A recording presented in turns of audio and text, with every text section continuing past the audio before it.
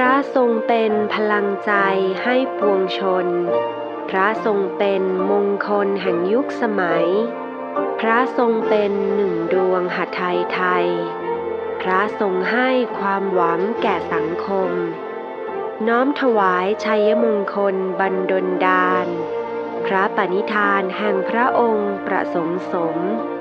จตุรพิษพรชัยชโยดมพระชนชื่นรื่นรมนิรันดร์เทิน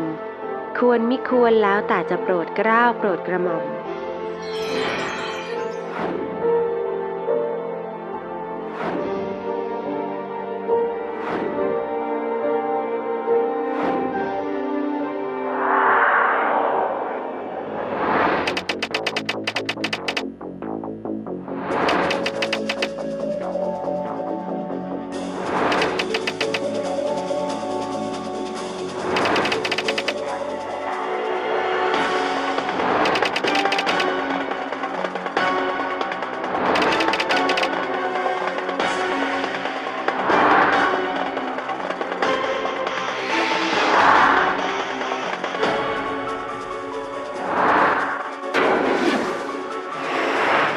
หนึ่งใจให้กฎหมายสวัสดีค่ะคุณผู้ชมคะต้อนรับเข้าสู่รายการหนึ่งใจให้กฎหมายร่วมกับมูลนิธิ Miracle of Life นะคะวันนี้พบกันเช่นเคยค่ะเที่ยงตรงถึงบ่ายโมงค่ะดิฉันยุ้ยปิยะฉัตร กรุณานนท์ดำเนินรายการนะคะวันนี้มาพร้อมกับอาจารย์ทศพลรัตนวิจิตรค่ะอาจารย์สวัสดีค่ะสวัสดีครับค่ะวันนี้ก็เป็นวันพฤหัสบดี เป็นวันที่ฝนตก70%ของพื้นที่โอ้ยฝนตกตั้งแต่เช้าเลยนะคะใช่เป็นวันพระด้วยหรือเปล่าเนี่ยเป็นวันพระด้วยเป็นวันพระเป็นวันที่ฝนตกเป็นวันที่12แต่จริงๆวันพระเนี่ยกันยายนมีผมมีข้อสังเกตอยู่นิดหนึ่งยังไงคะคือวันพระเนี่ยน่าจะบอกเมื่อวานนะว่าพรุ่งนี้วันพระจะได้ใครอยากจะใคร่ทำบุญตักบาตรเตรียมใจเตรียมจิตอะไรต่างๆพอรู้ว่าวันพระวันนี้ตายแล้วตักบาตรก็ไม่ทันแล้วแต่ก็ไม่ต้องเสียใจนะก็ยังกลับบ้านตอนเย็นเราก็ยังสวดมนต์ไหว้พระเราลึกถึงอะไรที่มันดีๆนะภาวนาสวดมนต์เขาว่าเป็นกรรมทำบุญเหมือนกันนะพระอยู่ในอกนรกก็อยู่ในใจใครอยากจะทำให้ใจมันสงบมีสมาธินะแล้วก็สวดมนต์เป็นปกติก็ดีหรืออย่างน้อยก็ทุกวันพระเพราะวันนี้วันพระเดี๋ยวคืนนี้เย็นนี้กลับไปไหว้พระหน่อยผมเห็นทนายรุ่นน้องนี่เขาเป็นอิสลามนะขณะที่ว่าไปนั่งคุยเมื่อกี้นั่งกินข้าวด้วยกันเพราะเดินอีกปั๊บเอาไปไหนมาก็ไปละหมาดมาแล้วมันถึงเวลาก็เขาแบบว่าคล้ายๆว่าไอ้ที่มันวุ่นวายเนี่ยเราก็ไปนั่งนึกอะไรสักพักหนึ่งกลับมาเนี่ยมันวุ่นวายต่อก็ไม่เป็นไรแต่ว่าช่วงหนึ่งที่เรานั่งเนี่ยเราได้ทบทวนสิ่งที่แล้วมาแล้วก็เตรียมตัวในสิ่งที่จะเผชิญต่อไปผมว่าศาสนาพุทธเราก็ถึงแม้จะไม่ใช่ละหมาดแต่การนั่งสมาธิสวดมนต์ต่างๆผมว่าก็คล้ายคลึงกันนะเป็นอย่างไรก็ไม่ทราบต้องถามนักศาสนาเหมือนกับว่าทำให้จิตใจสงบพอจิตใจคนเรามันสงบมันก็ไม่ฟุ้งซ่านไม่มีกิเลสแล้วก็มีสติไหมใช่ไหมลองดูผมก็จะลองดูแล้วยังไงก็มาแลกอย่างเราเห็นกัน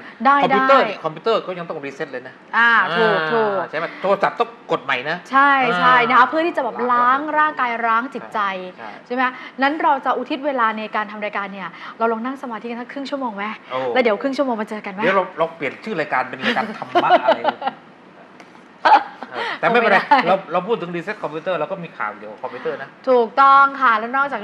เครื่องคอมพิวเตอร์แล้วนี่นะคะเราต้องมารีเซ็ตทัศนคติและความคิดความอ่านของสังคมกันหน่อยดีไหมจากข่าวสารประจำวันนี้นะคะที่เราจะต้องมาพูดคุยกันในเชิงข้อกฎหมายนี่นะคะแบบว่าวันนี้เนี่ยใครที่มีคำถามข้อกฎหมายเหมือนเดิมนะคะก็พูดคุยกันนะช่องทางค่ะยุ้ยบอกนะคะ02 6922818-9 นะคะ026922818-9 นะคะอันนี้โทรมาสดๆเลยในรายการถึงบ่ายโมงได้เลยนะคะแล้วก็อีกหนึ่งช่องทางนะทาง SMS เนี่ยนะคะอาจจะมีการเปลี่ยนแปลงเล็กน้อยส่งคำถามมาได้นะคะทาง SMS ของเราเนี่ยโดยคุณพิมพ์44นะคะเว้นวรรคแล้วตามด้วยข้อความที่จะถามนะคะเป็นข้อความสั้นส่งมานะคะที่4642266นะ4642266นะคะส่งมาที่หมายเลขนี้แต่ว่าพิมพ์44ก่อนแล้วค่อยตามด้วยข้อความนะคะถ้าใครส่งมาที่ SMS แต่ว่าถ้าเกิดใครจะส่งมาทางเว็บไซต์นะคะ www.pojaichannel.com นะคะก็ส่งมาได้หลากหลายช่องทางค่ะวันนี้เราก็มีคำถามทั้ง SMS ด้วยแล้วก็เว็บไซต์ด้วยนะคะแต่คำถามจากโทรศัพท์นี่นะคะเราก็รับกันสดๆหน้าจอแบบนี้เลยนะคะฟังแล้วติดขัดเรื่องข้อกฎหมายไม่ว่าจะเป็นเรื่องที่ดินทรัพย์สินมรดกพินัยกรรมคดีแพ่งคดีอาญากฎหมายครอบครัวกฎหมายเรื่องเงินทองอะไรต่างๆก็มาโทรศัพท์มาถามกันได้นะคะวันนี้เราอยู่กับอาจารย์ทศพลรัตนวิจิตรนะคะมาที่ข่าวกันไหมอาจารย์ครับวันนี้ก็มีข่าวหน้าหนึ่งเนาะเป็นเรื่องเฉาแล้วเหมือนกับว่าคือเธอก็โดนเหมือนกับใส่ร้ายโดนมีคนไม่หวังดีนะคะไปโพสต์ข้อความนะคะทำให้เธอเสื่อมเสียชื่อเสียงนะคะเรากำลังพูดถึงน้องมะนาวน้องมะนาวหรือว่าน้องสอนศิลป์มณีวันอายุ21ปีคือน้องคนนี้เนี่ยเขาเป็นอดีตมิสทีนไทยแลนด์เมื่อปี2008แล้วก็เป็นเหมือนกับนักแสดงช่อง7ด้วยเนี่ยนะคะทีนี้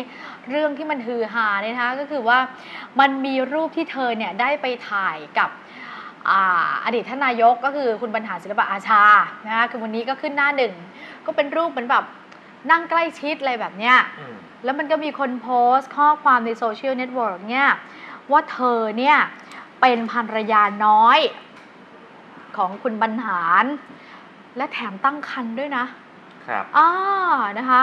แล้วก็เนี่ยทำให้คุณหญิงจำใสเนี่ยทนไม่ไหวหนีไปบวชอะไรเงี้ยนะคะก็เป็นที่วิพากษ์วิจารณ์กันในสังคมออนไลน์อะไรอย่างนี้มากเลยในช่วง 2-3 วันที่ผ่านมานะคะทีนี้พอเป็นเรื่องเนี่ยนะคะเมื่อวานตอนบ่าย2ค่ะเธอก็เลยแถลงข่าวเลยค่ะชี้แจงเลยนะคะที่ช่อง7เลยว่าไม่ได้เป็นภรรยาน้อยของท่านบรรหารเลยแล้วก็ภาพที่ไปถ่ายที่เห็นเนี่ยคือเธอเนี่ยไปชมฟุตบอลที่จังหวัดสุพรรณบุรีคือเป็นบ้านเกิดของเธอนี่ตามภาพเลยนะคะวันนั้นเนี่ยมันเป็นแมตช์ของสุพรรณบุรี FC กับบุรีรัมย์ยูไนเต็ดเขาเตะกันแล้ววันนั้นเนี่ยก็ยังมีแบบดารานักแสดงเยอะแยะไม่ว่าจะเป็นคุณตูนบอดี้สแลมนะคะก็ไปอะไรแบบนี้แล้วก็มีการถ่ายรูปกันด้วยนะตัวเธอเองก็ถ่ายไว้ตั้งแต่เดือน2 เดือนที่แล้วแล้วก็เอารูปนี้ลง Instagram นะคะก็เธอก็เห็นว่าท่านเมตตาให้แบบถ่ายรูปด้วยอะไรแบบนี้เป็นคนเผยแพร่เองก็ไม่ได้อะไรนะคะแต่ว่าเหมือนกับมีคนเนี่ยไปเอารูปที่เธอลง Instagram เนี่ยแล้วก็ไปโพสต์ข้อความประกอบด้วยนะก็ทำให้คนอื่นเข้าใจผิดแล้วเธอก็เห็นว่ามันเป็นสิ่งที่ทำให้เธอเนี่ยเสื่อมเสียชื่อเสียงนะคะหลังจากแถลงข่าวเธอก็ไปแจ้งความต่อเลยนะเธอก็ไปแจ้งความต่อเลยนะคะที่สน.บางซื่อนะคะไปแจ้งความกับพนักงานสอบสวนนี่นะคะแล้วก็บอกว่าเนี่ยจากกรณีนี้เนี่ยทำให้เธอเนี่ยเสื่อมเสียชื่อเสียงนะคะเป็นความผิดทางเทคโนโลยีอะไรต่างๆก็คงจะต้องให้ตำรวจเนี่ยได้สอบสวนกันต่อไปนะคะว่าใครเนี่ยกันเนาะที่เอาภาพเธอเนี่ยไปเขียนข้อความอย่างนั้นนะคะเธอก็บอกว่าเนี่ยไม่มีศัตรูที่ไหนเลยแล้วที่ว่าตั้งครรภ์เนี่ยเขาไม่ได้มีเวลาไปตั้งท้องแฟนก็ไม่มีอะไรเงี้ยเรียนทำงานอย่างเดียวนะอะไรเงี้ยคือไม่ซีเรียสหรอกว่ามันไม่ใช่เรื่องจริงแต่ที่ไปแจ้งความเนี่ยเพราะเห็นว่าอยากจะรู้ต้นตอว่าใครทำเพราะมันก็เสื่อมเสียชื่อเสียงไม่ของตัวเธอเองก็ของทางท่านบรรหารด้วยนะคะสันคะเรื่องนี้เนี่ยมันได้ข้อคิดหรือว่ามันมีผลทางกฎหมายยังไงบ้างคะโอ้หลายแง่หลายมุมมองเอาหลายมุมมองแต่เอาสั้นๆนะแต่ละมุมแต่ละมองเนี่ยนะเอาสั้นๆเมื่อกี้บอกว่าไปเผยแพร่ภาพที่มันไม่จริงเป็นเท็จเนี่ยนะมันจะเป็นความผิดนะเนี่ยเผยแพร่ภาพที่ไม่จริงข้อความที่ไม่จริงทางอินเทอร์เน็ตเป็นความผิดนะอันนี้เป็นความผิดตามพรบคอมพิวเตอร์เลยนะโทษ5 ปีนะสูงกว่าหมิ่นประมาทในทางอาญานะอาญามันแค่2 ปีนะแต่นี่5 ปีปรับก็แพงกว่าเพราะว่าเป็นความผิดสมัยใหม่ยุคใหม่ไอ้นั่นหมิ่นประมาทราคาเก่านะฮะคือนอกจากคุณมะนาวเนี่ยที่จริงผมก็เป็นเคยดูหนังที่เขาแสดงดูกับลูกสาวก็ถามคุณมะนาวนี่ใครนะเขาบอกคนที่แสดงเป็นคนนั้นเรื่องนั้นนะเคยเห็นเขาก็แสดงดีนะเราก็ชื่นชมแต่ว่าพอมีข่าวอย่างนี้นะคนเนี่ยพอมีข่าวปั๊บเนี่ยมันจะเชื่อไปก่อน จริงๆท่านอดีตนายกก็กับสาวๆท่านก็มีข่าวอยู่บ้างแล้วเมื่อก่อนสมัยมีการเลือกตั้งสมาชิกพรรคอะไรต่างๆเคยมีข่าวพอมีข่าวมันก็เหมือนมีเชื้ออยู่นะนึกแล้วตอนนั้นที่มีข่าวนะยังคิดอยู่เหมือนกันโอ้คนระดับนายกอดีตนายกรัฐมนตรีเนี่ยมันเสียแค่ไหนเสียเนาะจริงๆระหว่างน้องมะนาวกับท่านนายกเนี่ยผมว่าท่านนายกเสียหายมากกว่านะถึงแม้ว่าจะอายุมากแล้วถึงแม้ว่าจะเป็นผู้ชายก็เถอะแต่ด้วยเป็นคนที่มีตำแหน่งชื่อคือทางสังคมนะถูกต้องแต่ว่าถึงอดีตนายกถึงท่านจะเสียหายมากกว่าแต่ยังไงท่านก็เหมือนกับภูเขานะหนักแน่นสุนัขไปปัสสาวะรถนี่ก็ไม่เป็นไรแต่ว่าน้องมะนาวเขายังเด็กอยู่เขาจะต้องทำมาหากินถ้าหากเสื่อมเสียนี่เขาเสียอนาคตเลยนะลำบากท่านบรรหารถึงยังไงท่านก็คงจะไม่เอาเรื่องหรอกถึงเป็นคนสาธารณะนะการที่เป็นสาธารณะไม่เป็นสาธารณะเป็นเรื่องสำคัญในเรื่องหมิ่นประมาทอดีตท่านนายกอีกท่านหนึ่งนะท่านนายกชวนหลีกภัยเนี่ยไปพูดให้ท่านเสียหายในเรื่องเกี่ยวกับครอบครัวที่เขาทุกข์กันเนี่ยนะท่านฟ้องเลยนะหนังสือพิมพ์ศาลลงโทษไม่รออาญาเลยนะให้ลงถือว่าเป็นเรื่องส่วนตัวไม่เกี่ยวจริงหรือไม่จริงก็ไม่ควรจะพูดให้มันออกสื่อแต่ถ้าหากว่าท่านนายกท่านบริหารเคยบริหารงานอย่างนั้นอย่างนี้นะอันนี้ติชมแสดงความคิดเห็นบุคคลสาธารณะเพราะเป็นหน้าที่เพราะฉะนั้นสมควรหรือไม่สมควรเนี่ยมันอยู่ที่พฤติการการกระทำพอเราไปเผยแพร่เมื่อกี้ผมยังนึกในใจว่าทางช่องเราจะเอาภาพมาเผยแพร่ไหมมาออกไหมถ้าหากว่าเป็นความผิดแล้วเผยแพร่ก็บอกใครไปเผยแพร่ส่งต่อเป็นความผิดใช่ไหมคุณยุ้ยใช่ส่งต่อให้ตายแล้วมีข่าวใหม่ส่งไปให้พวกดูหน่อยเราก็มีกลุ่มไลน์เยอะแยะไปหมดเลยนะเอารีบส่งเขาก็ส่งกันต่อนะเขาบอกเป็นความผิดนะถ้าหากว่ามันครบเจตนาอะไรต่างๆอาจจะเป็นความผิดได้บอกอย่าส่งต่อนะถ้าว่ามันจริงตอนนี้เนี่ยไม่ควรส่งเลยนะเพราะว่ามันชัดแล้วว่ามันจริงหรือไม่จริงก็ไม่รู้นี่เขาเอาเรื่องอยู่นะไม่ควรส่งนะตอนนี้ของเราเนี่ยเราเผยแพร่แต่เราไม่ได้มีเจตนาที่จะให้เขาเสียชื่อเสียงเราพูดเนี่ยคือมันจะชี้แจงมันเป็นข่าวมันเป็นข่าวแล้วก็เพื่อประโยชน์แล้วนะบอกว่ามันจริงไม่จริงคุณควรพิจารณญาณนะเป็นทั้งสองเป็นบุคคลสาธารณะนะแต่ท่านต้องระมัดระวังนะว่าเจตนาอย่างไรเราไม่มีเจตนากฎหมายอาญาไม่มีเจตนาไม่เป็นความผิดหรอกครับยกเว้นแต่ว่ากฎหมายเขายกเว้นโดยเฉพาะว่าถึงไม่มีเจตนาก็เป็นความผิดเช่นความผิดฐานประมาทบอกไม่รู้ไม่ได้แก้ตัวไม่ได้ใช่ไหมครับทีนี้ประเด็นเนี่ยมันไม่ได้อยู่ที่รูปนะเพราะรูปเนี่ยมันก็ไม่ได้บ่งบอกว่า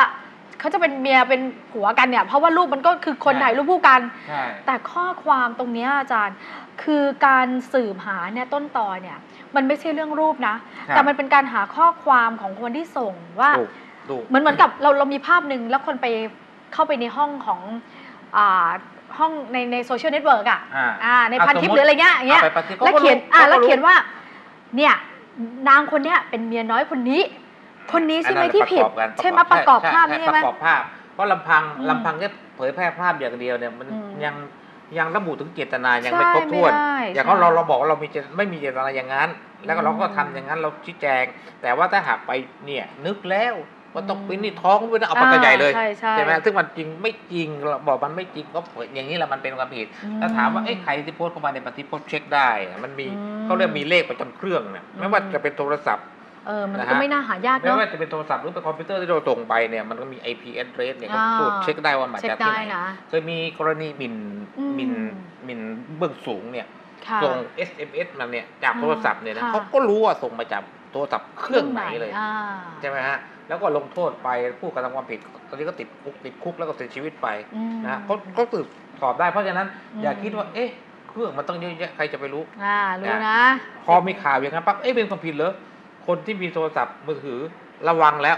กลัวว่าคนอื่นก็เอาโทรศัพท์เราแล้วก็ส่งข้อความไปที่มันเป็นความผิดฐานหมิ่นประมาทนะฮะแล้วก็ตรวจสอบต้องมาจากเครื่องนี้เนี่ยเราต้องถูกจับก่อนใช่ไหมแล้วใครจะไปจำได้วันนั้นเวลานั้นเราเข้าห้องน้ำเราฝากโทรศัพท์วางโทรศัพท์ไว้ตรงไหนใครหยิบไปใช่ไหมมันลำบากใช่ไหมฮะเพราะฉะนั้นมีโทรศัพท์มือถือนี่บางทีต้องมันระมัดระวังใช่ไหมฮะธนาคารเราเห็นธนาคารเขามีบัตรประจำตัวนะ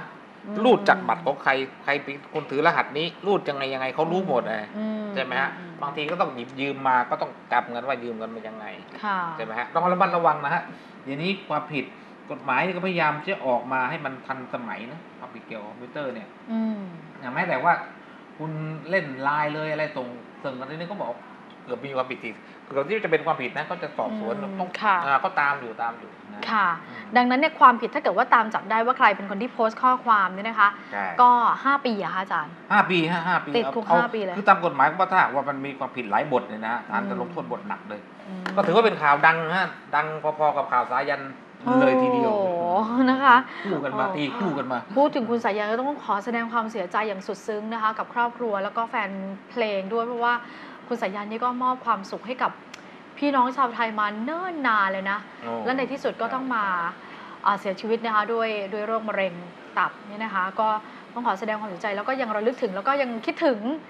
เพลงของคุณสายันอยู่ตลอดนะคะอย่างน้อยก็ฝากผลงานเพลงไว้เป็นประดับไว้ในโลกนี้ต่อไปนะฮะฟังมันเยอะคุณสุรพลเนี่ยไหมตายมานานแล้วนะก็ยังนะก็จะเปิดเพลงกันอยู่เลยก็คิดว่าคนสายันก็คงเป็นอย่างนั้นนะฮะอย่างน้อยที่สุดเป็นตำนานเพลงอะเนาะคุณพุ่มพวงคุณยอดรักเนื้อคุณสายันสัญญาของเรานะคะละค่ะก็เป็นประเด็นทางสังคมนะคะที่พูดคุยกันนะคะเรื่องของคนโพสต์รูปแล้วก็มีข้อความเขียนใส่ร้ายป้ายสีคนหนึ่งเขานี่มีความผิดนะคะอย่าคิดว่าตำรวจตามจับไม่ได้เดี๋ยวนี้เทคโนโลยีเนี่ยมันไวตำรวจเขาก็พัฒนาเหมือนกันนะคะใช่ตามได้นะคะดังนั้นเนี่ยคนทำความผิดค่ะนี่ไม่พ้นไม่ว่าจะเป็นการถูกลงโทษทางกฎหมายก็ต้องถูกลงโทษทางกรรมเวรใช่ไม่รู้จะสรุปยังไงเวลาเขาชี้แจงหรือว่าเขาแก้ตัวเรื่องต่างๆเราดูความสมเหตุสมผลนะว่ามีน้ำหนักน่าเชื่อถือมากหรือไม่นะแต่ว่าเรื่องนี้นะฟังดูที่เขาชี้แจงนะน่าเชื่อถือนะน่าเชื่อถือพอสมควรไม่ใช่ว่าไปน้ำขุ่นๆแล้วก็มีบางทีโอ้ยอย่างนักการเมืองไปดูภาพโป้อะไรเนี่ยเขาใช้ไม่เป็นเขามือมันไปโดนอะไรพอดีเลยแม่ก็เลยปิดไม่ถูกพยายามจะปิดเพื่อนก็ส่งมาแล้วเปิดดูมันรูปโป๊ะตัวเองจะรีบปิดนะแต่ปิดไม่ทันปิดไม่ได้ก็ส่งมาโอ้โหแล้วบอกว่ามันกดผิดใช่ไหมแต่จริงๆนะเรื่องกดผิดเป็นเรื่องจริงนะมันก็มีบ้างมันก็มีบ้างนะคะกดผิดแหมกดผิดเนี่ยมันมีแต่คนที่ไม่ยอมรับผิดมันมีมากกว่านะใช่นะคะอาจารย์กดผิดแต่ตัวเองนั่นแหละผิดคุณผู้ชมคะถามปัญหาข้อกฎหมายกันนะคะเดี๋ยวช่วงหน้าพูดคุยกันนะคะ026922818-9นะคะ026922818-9ค่ะ SMS ก็พิมพ์44วรรคตามด้วยข้อความนะคะ4642266ใช่ค่ะส่งมาที่เบอร์4642266นะคะตอนนี้พักดื่มเจนนี่ฟู้ดแล้วเดี๋ยวกลับมาคุยกับอาจารย์ทศพลค่ะ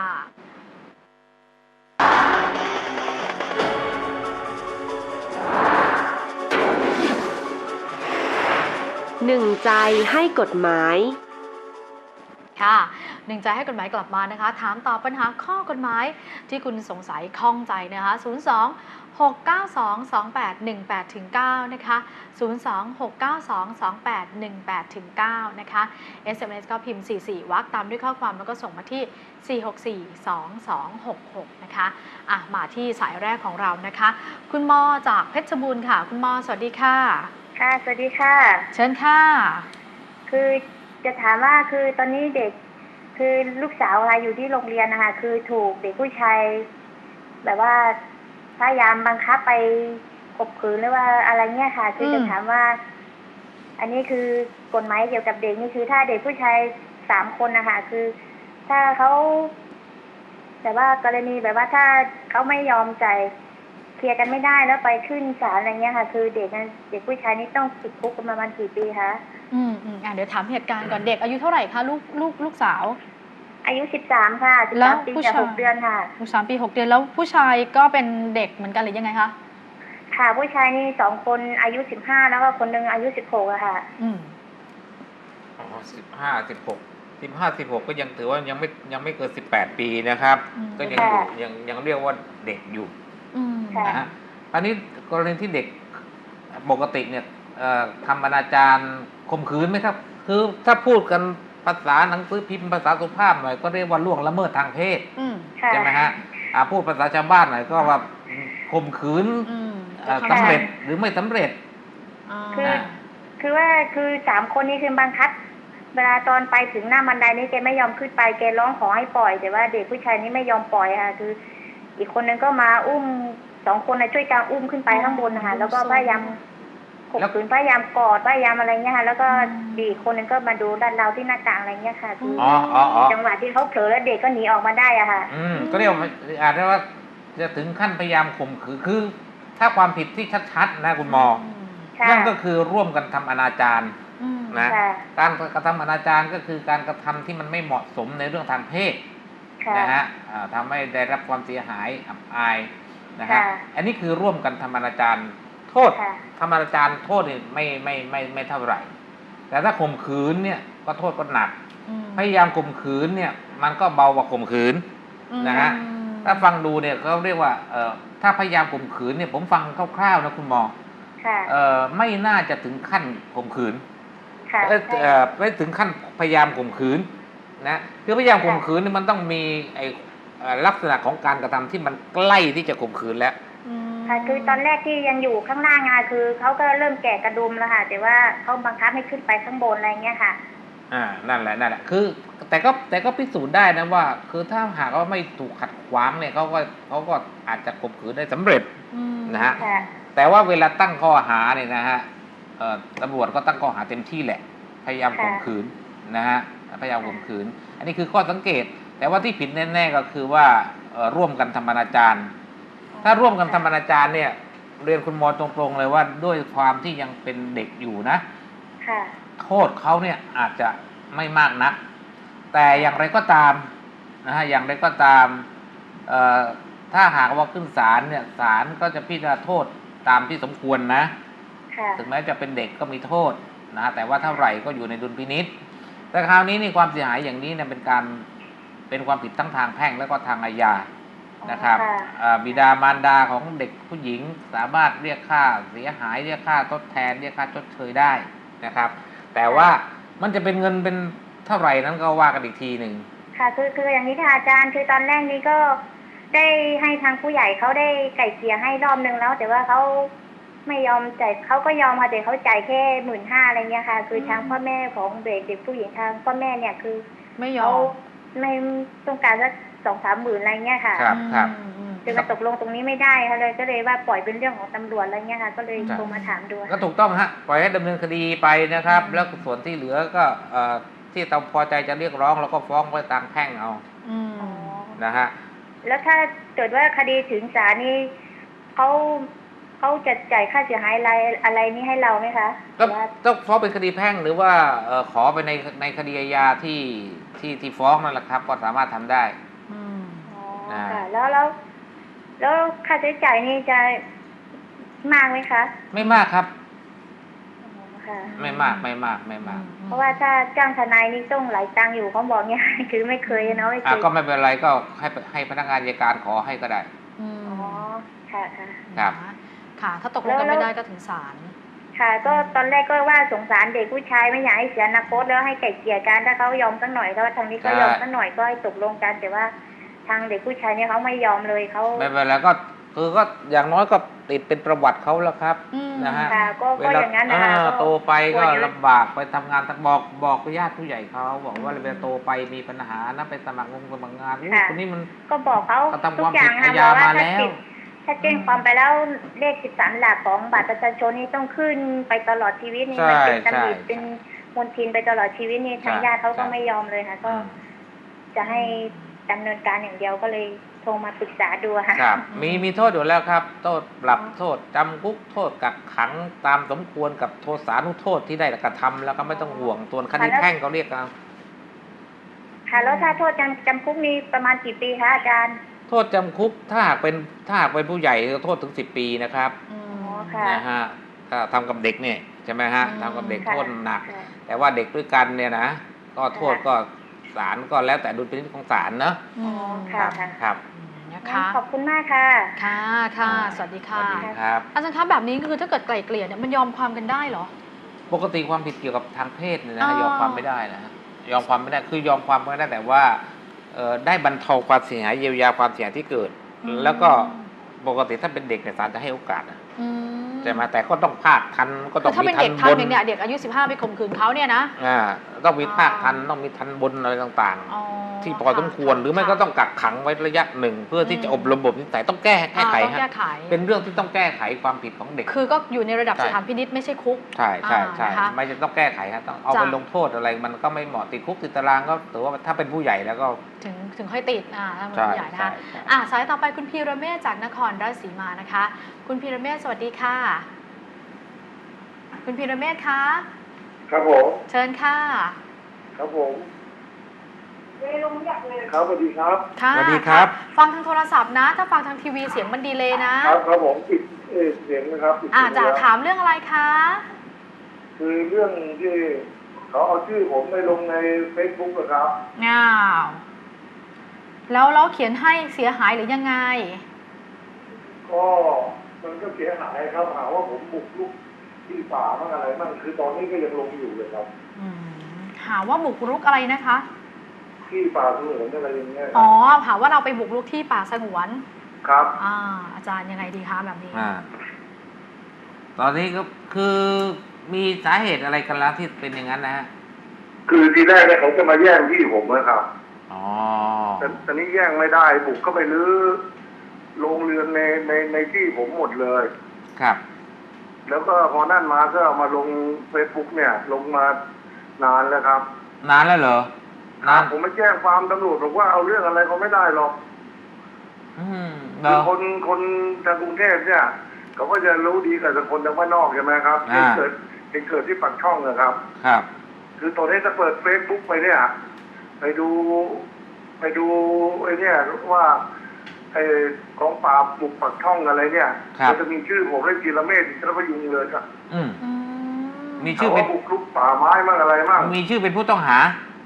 ครับไม่ได้เป็นผู้ต้องหาไม่ได้โดนจับไม่ได้เคยโดนจับมาครั้งหนึ่งนะเขาตำรวจมาจับหาว่าบุกรุกป่าไม้ป่าสงวนน่ะครับแต่ว่าก็อัยการสั่งไม่ฟ้องไปแล้วครับมันก็มีข้อมูลจะมาอีกเอาพออัยการสั่งไม่ฟ้องแล้วก็มาลงทางเฟซบุ๊กอีกข่าวว่าผมบุกรุกป่าสงวนมั่งอะไรมั่งมีอิทธิพลมั่งทั้งที่เขาเนี่ยเข้ามาบุกหรือว่านหรืออะไรผมหมดเลยแต่เขาว่าผมมีอิทธิพลเหมือนเรามีคดีความกันอยู่แล้วศาลก็ไม่ได้ฟ้องแล้วแต่ว่าชื่อเราเนี่ยมันก็ไปปรากฏอยู่ใน Facebook ทำให้เราเสื่อมเสียชื่อเสียงลักษณะนั้นใช่ครับเขาช่วงนั้นผมเป็นประธานสภาอยู่เทศบาลด้วย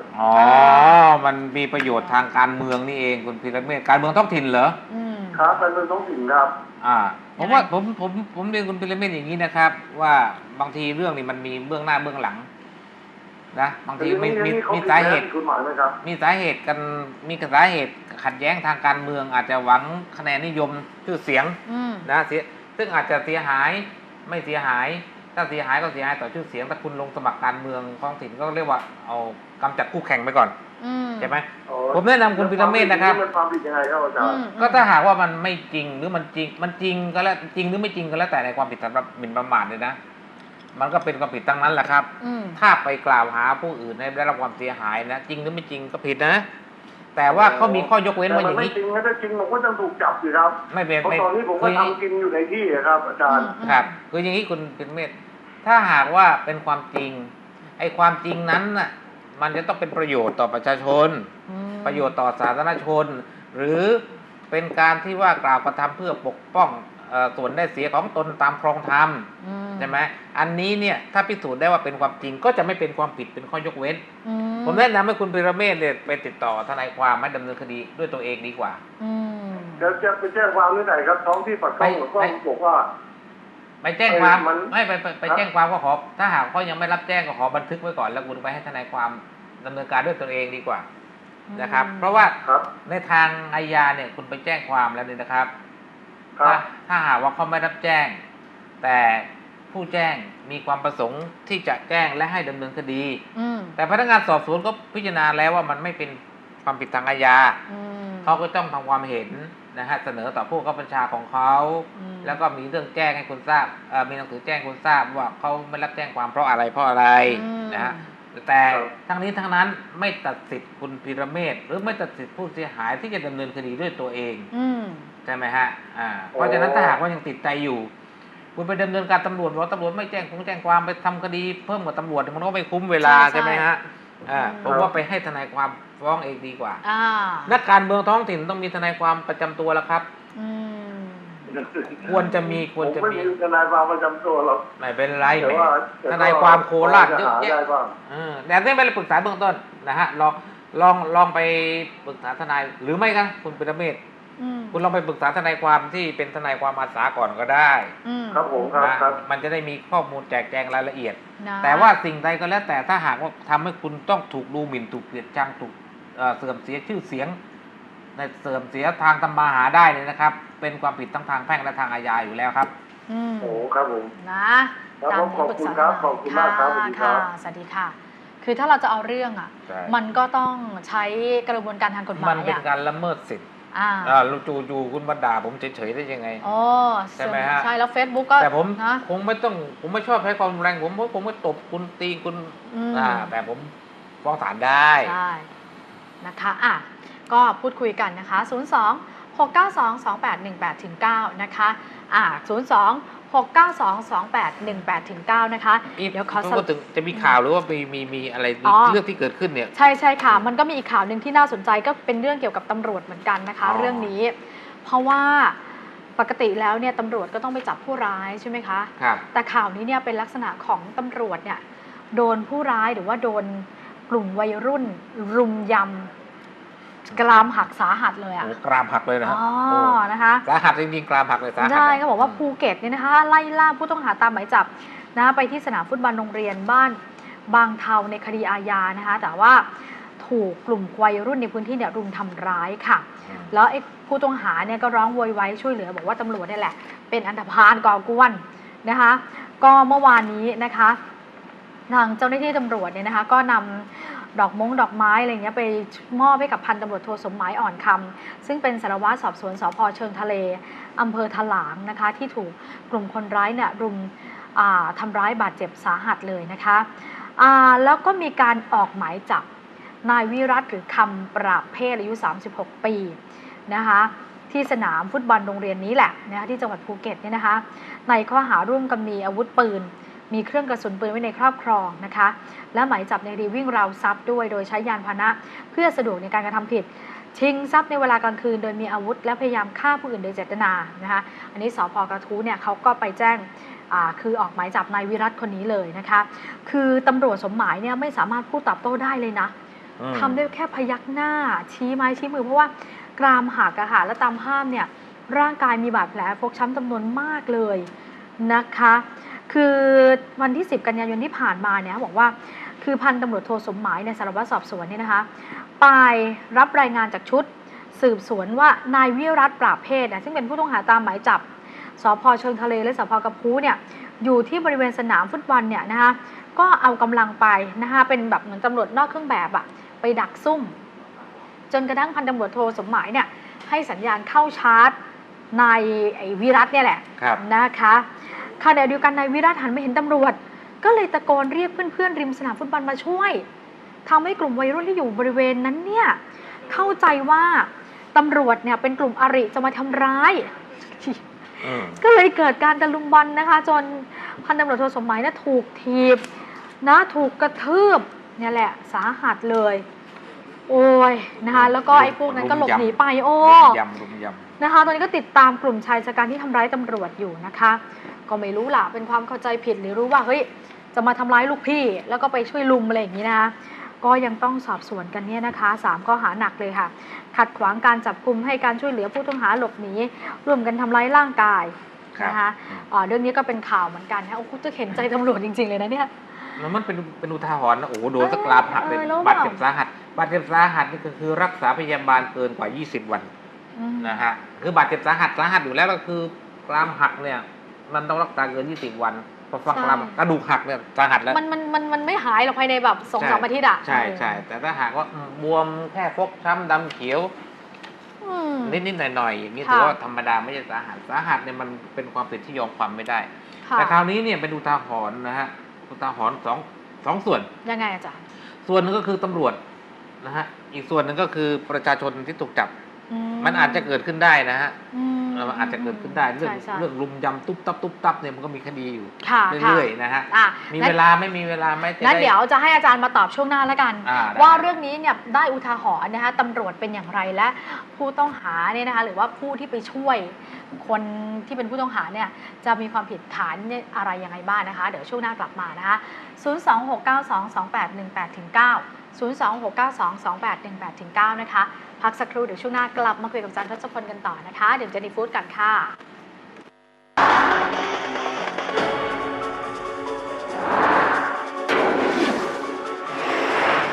หนึ่งใจให้กฎหมาย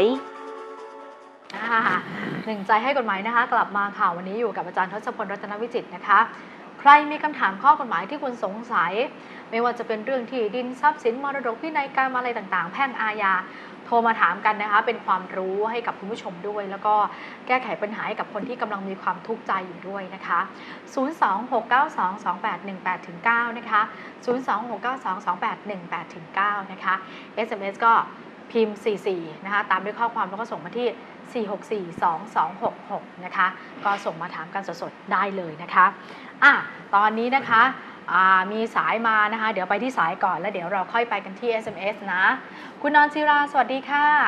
ค่ะอาจารย์เชิญค่ะ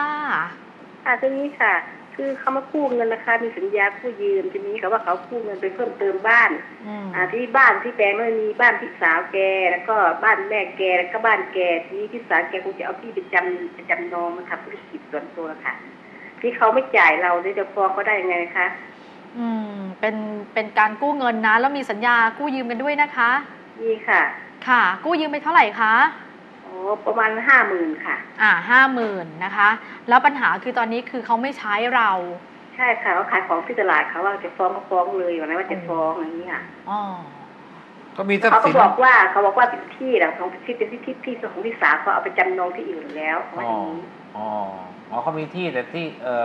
เขามีที่เป็นที่ของเขาเองหรือที่ของคนอื่นพี่สาวก็ไม่รู้เขามีที่แปลงมันมีบ้านแก2 หลังแล้วบ้านที่สาวแกทำโครงเหล็กนะคะแล้วก็บ้านแม่เขาอีก2 ชั้นมันเป็นแปลงเดียวกันมั้งค่ะต้องเอาของเขาเองนะเป็นหลักนะของพี่สาวไม่เอาบ้านเขามี2 หลังค่ะเขากู้เพิ่มเติมอีกบ้านหลังหนึ่งของลูกเขยเขานี่นะคะอาชีพเขาทำอะไรอาชีพขายของที่ตลาดค่ะเป็นพวกที่ไปกู้เงินนี่ค่ะแล้วทำไมเขามีหนี้เยอะเลยเขาถึงไม่จ่ายใช่ค่ะเขามีหนี้พวกหมวกกันน็อกอะไรอย่างนี้จะนี่อย่างนี้ค่ะแต่ถ้าเขามีสัญญามีเขาเซ็นลายเซ็นในสัญญากู้ก็ฟ้องคดีได้ครับมาฟ้องคดีได้ก็ฟ้องแล้วเขาบอกว่าที่บ้านเขาน่ะเขาเอาว่าพี่สาวเขาเอาไปจำที่อื่นแล้วคือถ้าหากว่าต้องเป็นชื่อของเขาถ้าเป็นของพี่สาวแต่พี่สาวเขาไม่ได้เซ็นค้ำประกันไม่ได้เกี่ยวข้องในสัญญาก็ไปบังคับคดีเอาไม่ได้นะฮะเขามีบ้านนะคะบ้านเขาทำด้วยตัวเองอะค่ะบ้านเขาทำเอง2 หลังต้องเป็นของเขาต้องเป็นของเขาแล้วอย่างนั้นเราให้เจ้าพนักงานบังคับคดีให้เจ้าหน้าที่ศาลไปยึดได้ไปยึดบ้านก็ได้ใช่ไหมคะเอายึดไปขายทอดตลาดคนเราถ้าหากว่าถึงเวลาจะยึดบ้านยึดช่องเนี่ยเขาก็ต้องหาทางใช้หนี้เราแล้วแหละแต่ว่าจะต้องยึดบ้านที่เขาสร้างอยู่แต่ละที่เป็นไม่รู้เป็นที่ของชื่อใครนะคะต้องเป็นชื่อต้องเป็นชื่อเขานะแต่ถ้าหากตัวเขาอยู่นะถ้าทะเบียนบ้านเขาอยู่บ้านหลังนี้นะคะถ้าทะเบียนเขาอยู่ที่นั่นนะฮะเขามีทรัพย์สินอะไรที่มันมีค่าเนี่ยเป็นหมื่นเนี่ยเราก็ไปยึดได้มันมีแต่บ้านแหละค่ะ2 หลังที่เขากู้เพิ่มเติมนี่แหละค่ะถ้ามีสัญญากู้ก็ฟ้องได้ค่ะยึดบ้านได้ใช่ไหมคะฟ้องได้ครับยึดได้ถ้าหากว่าถึงแม้เขาเอาไปจำนะเขายังยึดได้นะเขาเรียกว่าคือนี่คือสมมติว่าสมุดไม่ใช่ชื่อของแกแล้วบ้านเป็นของแกนี่ใช่ไหมยึดได้เลยถ้าอย่างนั้นยึดได้เลยว่าเอาไปจำก็ไม่เป็นไรเขาเจ้าหนี้ค่อยแบ่งกันภาษากฎหมายก็เรียกว่าขอเฉลี่ยหนี้กันนะคุณอจิราชื่อเพราะนะชื่อเพราะว่าขอได้เงินคืนนะขอได้เงินคืนนะคะ50,000นะคะก็ฟ้องก็ไปฟ้องเอาฟ้องได้แล้วมี50,000ก็ฟ้องกันแล้วแหละแหมเวลาจะกู้จะยืมก็อ้างฟ้าอ้างดินใช่ไหมก็เห็นใจตำรวจนะมันมีอยู่บ่อยๆค่ะตำรวจเข้าไปสกัดจับคนร้ายกระโดดรุมยำเรื่องนี้น่าเห็นแต่ตำรวจนะฮะน่าเห็นแต่ตำรวจเพราะว่าตำรวจบางทีก็อย่างว่าการแสดงตัวเป็นตำรวจมันค่อนข้างจำเป็นการจับกุมสายสืบเขาก็ใส่ชุดนอกเครื่องแบบอยู่แล้วนะฮะบางทีก็มีพวกผู้ช่วยซึ่งไม่ใช่ตำรวจพอทำไปทำมาบอกตำรวจทำรุนแรง พอทำไปทำมาไม่ใช่ตำรวจแต่เป็นคนมาช่วยตำรวจเขาไม่ทำอะไรแบบนี้ก็มีนะแต่คราวนี้เนี่ยคนที่มาช่วยคนที่ถูกจับเนี่ยนะจริงๆแล้วน่าจะมีความผิดฐานช่วยผู้อื่นให้พ้นจากการจับกุมอะไรต่างๆนะมันมีโทษไม่เกิน3 ปีนะขัดขวางการจับกุมของเจ้าหน้าที่โทษไม่เกิน2 ปีนะฮะแต่ความผิดเรื่องนี้เนี่ยนะฮะเขาคิดว่าพรรคพวกเนี่ยเขาถูกรุมถูกทำร้ายนะถูกวัยรุ่นทำร้ายก็วัยรุ่นทั้งนั้นเนี่ยพวกผ้ามันต้องเข้าไปช่วยเหลือพวกก่อนคือข้อเท็จจริงใดที่เกิดขึ้นเนี่ยนะถ้าหากว่ามันมีอยู่จริงแต่ผู้ที่เขาทำการผิดว่าข้อจริงเนี่ยถ้ามีอยู่จริงเนี่ยถ้ามีข้อเท็จจริงนี้นะแล้วมันจะไม่เป็นความผิดนะหรือว่าผู้ที่กระทำลงไปเนี่ยนะอาจจะไม่ต้องรับโทษเนี่ยเขาเรียกว่าสำคัญผิดในข้อเท็จจริงถ้าเขาถูกซ้อมจริงๆเขาต้องเข้าไปช่วยได้สิใช่ไหมแล้วก็ปรากฏว่าแต่ว่าเขาเข้าใจว่าเขาถูกจิโกซ้อมอยู่ก็เลยไปช่วยซ้อมจิโกกลับไปเขาไม่รู้ว่าเป็นตำรวจจะไปบอกว่าเขาขัดขวางการจับกุมก็ไม่ได้ว่าเขาสำคัญผิดใช่ว่าเขาต้องเป็นผิดคิดว่าถูกทำร้ายถ้าหากว่าเขาถูกทำร้ายจริงๆเขามีสิทธิ์ช่วยไหมก็ไอ้ข้อสันนิษฐานตรงนี้แหละที่จะช่วยเขาใช่ไหมแล้วพอปุ๊บปั๊บวิ่งหนีกันไปแล้วบอกว่าเฮ้ยปุ๊บปั๊บก็หนีกันไปส่วนเดี๋ยวจะมีสมมติตำรวจมาก็ต้องหนีทีแต่ที่มาเราไม่รู้ว่าตำรวจหรือไม่ตำรวจใช่ไหมบางทีพรรคพวกถูกซ้อมจริงๆใช่ไหมตรงนี้แหละเป็นข้อต่อสู้ของเขานะจริงๆความผิดเนี่ยนะลามหักแต่ว่ามาดูโทษเนี่ยนะแล้วก็บอกทำร้ายเจ้าพนักงานช่วยเหลือผู้ต้องหาหลบหนีเนี่ยขัดขวางจับกุมเขาก็ไม่รู้จับกุมเขาคิดว่ามีคนมาทำร้ายเข้าใจผิดเนี่ยคือต้องไปสอบดูว่าไอ้ที่มันมาช่วยนายวิรัตเนี่ยมันรู้หรือไม่รู้ถ้าหากเขาถูกทำร้ายจริงๆเนี่ยเขาช่วยได้ไหมเขามีสิทธิ์ช่วยมีสิทธิ์ช่วยเพราะฉะนั้นถ้าหากว่ามันเป็นอย่างนั้นจริงเขาไม่เป็นความผิดนะหรือว่าต้องรับโทษน้อยลงนะเนี่ยเรื่องนี้ตำรวจต้องจำไว้เป็นบทเรียนเลยนะนี่ต่อสู้ดีๆนะอาจจะยกฟ้องเลยนะคดีนี้แล้วนี่นะเขาบอกว่าชุดสืบสวนนะที่ติดตามไปด้วยที่จะจับกุมนายวิรัตเนี่ยตามหมายจับเนี่ยก็หนีเอาตัวรอดก็เลยทำให้นายสมหมายเนี่ยตำรวจสมหมายเนี่ยโดนคนเดียวเลยสลบคาโดนยำสยามฟุตบอลเลยโอ้ยตายแล้วจริงๆเลยนะตำรวจเราก็ต้องดูพฤติการดูเจตนาของผู้ที่มาช่วยว่ามันเป็นแค่ไหนยังไงเป็นรายละเอียดที่ต้องว่ากันไปในคดีนะครับค่ะนะคะคุณสมศักดิ์โทรกลับรายการด้วยเมื่อกี้ให้เบอร์ผิดติดต่อไปไม่ได้นะจ๊ะแต่ตอนนี้มาคุยกับคุณวรวุฒิกันหน่อยค่ะคุณวรวุฒิสวัสดีค่ะครับสวัสดีครับเชิญค่ะครับคือผมมีว่าจ้างทนายให้ดำเนินคดีเกี่ยวกับคดีแพ่งนะครับแล้วเขาก็ไปดำเนินคดีผมก็มอบเอกสารมอบแต่งตั้งทนายไปแต่ละครั้งแรกที่เขาขึ้นศาลพอกลับจากศาลมานี่ก็ติดต่ออะไรกับทนายยังไม่ได้เลยผมก็ต้องไปแต่งตั้งทนายใหม่ทีนี้เขาเก็บค่าใช้จ่ายผมเนี่ยไปแล้วเนี่ยเราจะเรียกร้องอะไรได้ไหมเรียกร้องได้อยู่แล้วหรอครับเพราะว่าเขาไม่ได้ดำเนินการตามที่ตกลง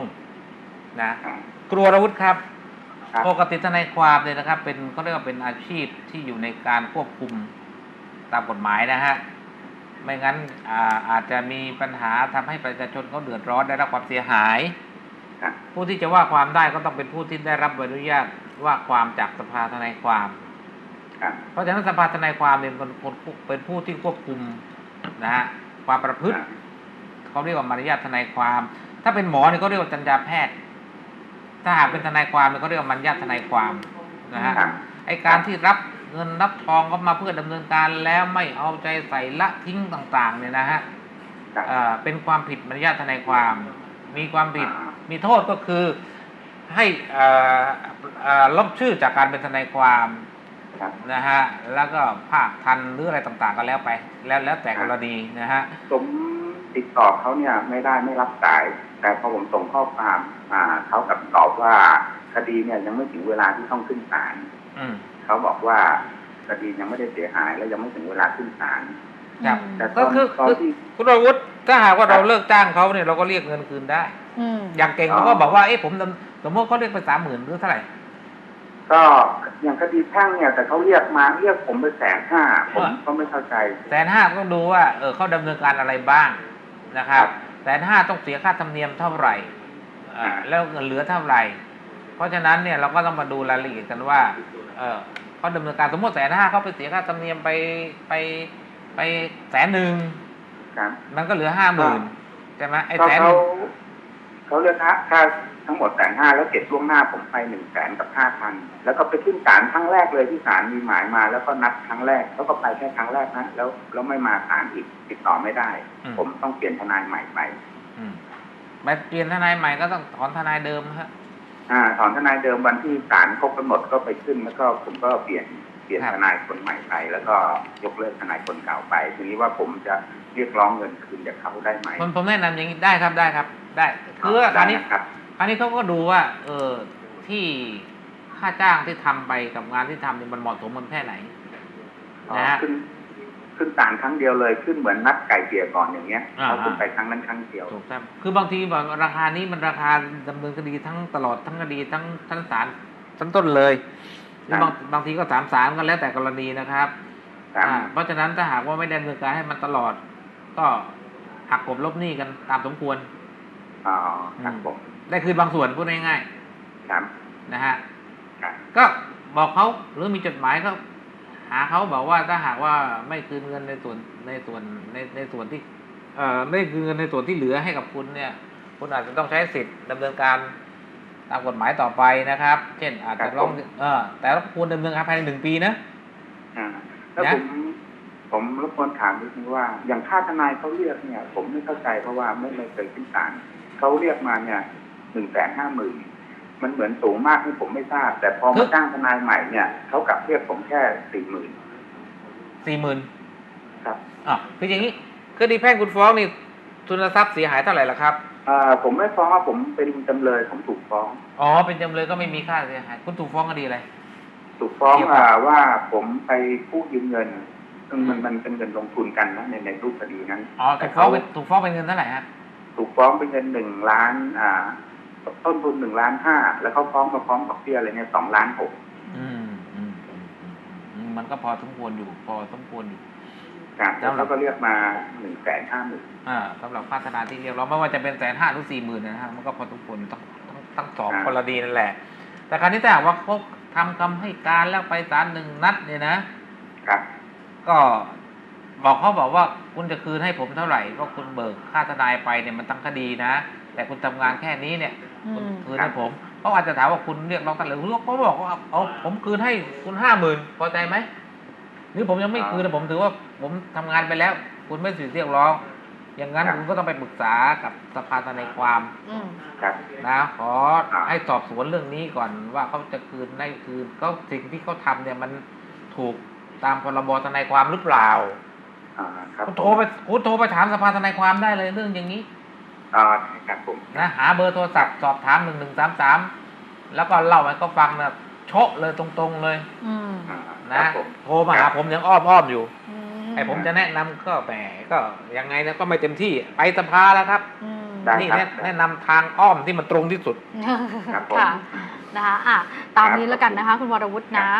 ครับค่ะสวัสดีค่ะ026922818-9นะคะ026922818-9นะคะพูดคุยกันสดๆเลยนะคะเดี๋ยวขออีกสักคำถามหนึ่งจาก SMS นะผมขายรถไปแล้วล่ะแต่คนซื้อเนี่ยไม่ได้โอนเพราะเขาบอกว่าจะเอาไปขายแต่กลับเอาไปขนยาแล้วโดนจับแบบนี้ผมมีความผิดอะไรไหม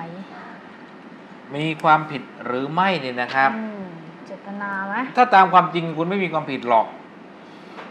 แต่ว่าตามข้อสันนิษฐานหรือตามพฤติการเนี่ย